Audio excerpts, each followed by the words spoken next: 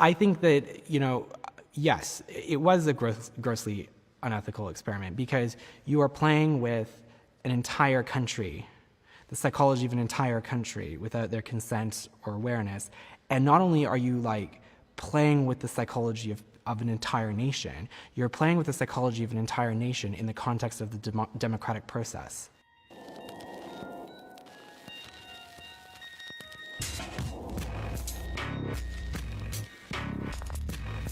If you want to change politics, you first have to change culture, because politics flows from culture. So if you want to change politics, you first have to change people to change the culture.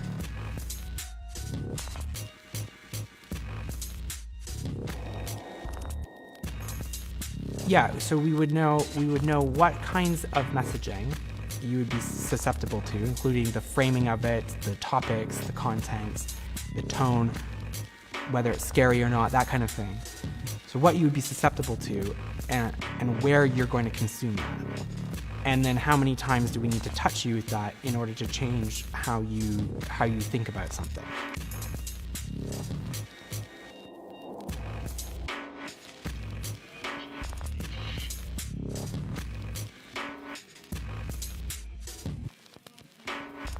He's been called a street fighter and the most dangerous man in American politics.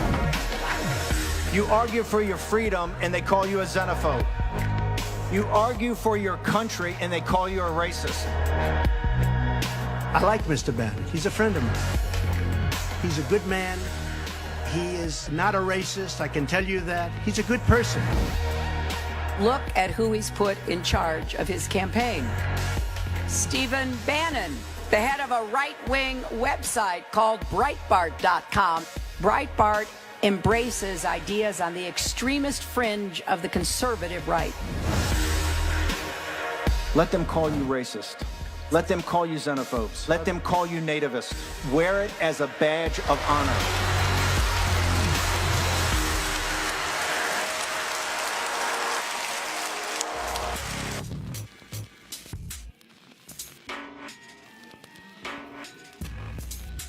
Collecting data on people and you're profiling them, that gives you more insight that you can use to know how to segment the population, to give them messaging about issues that they care about and language and imagery that they're likely to engage with. And we use that in America and we use that in Africa.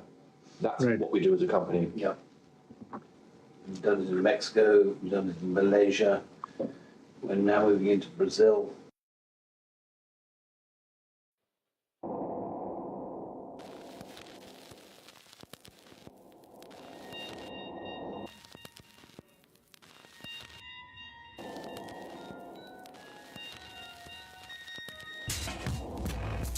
We have rebranded the entire party twice, written their manifesto, done 2 rounds of 50,000 surveys. Huge amounts of research, analysis, messaging.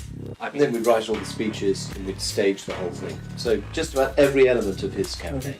There's no good fighting an election campaign on the facts, because actually it's all about emotion.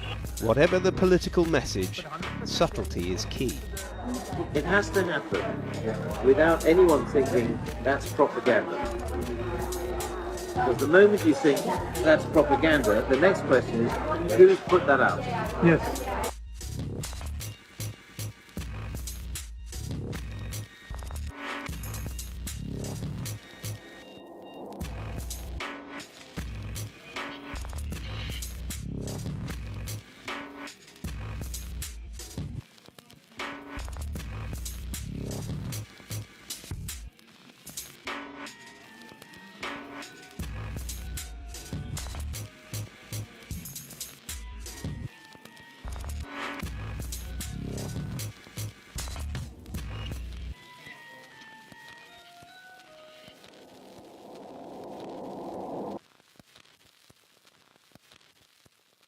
Why now? Why are you releasing this book, How Fascism Works Now? Well, we have a global ultranationalist far-right movement crossing many countries. Bolsonaro in Brazil, we've just seen, and they feed off each other. So I think right now it's very important to make people aware of the features of fascism. The 10 pillars of fascism, what are they? The 10 pillars of fascism are, number one, a mythic past, a great mythic past. Que época maravilhosa, você podia ir para a rua com segurança, a tua família era respeitada, o policial era policial. Que você moral tem para falar em democracia? Nós não tem moral nenhuma. Democracia e liberdade tinha, sim. Presidente, subtenente, Gonzaga, no período militar. Hoje nós vivemos presos dentro de casa.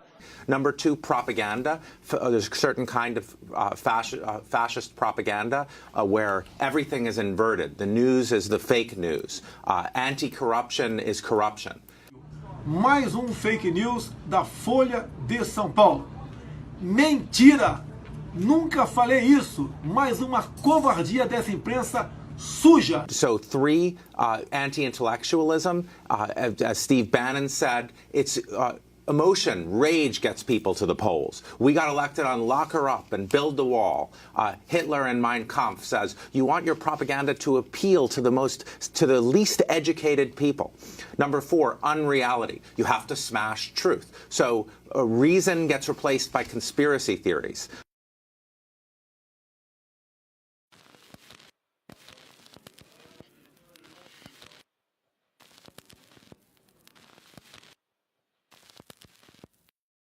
Hierarchy.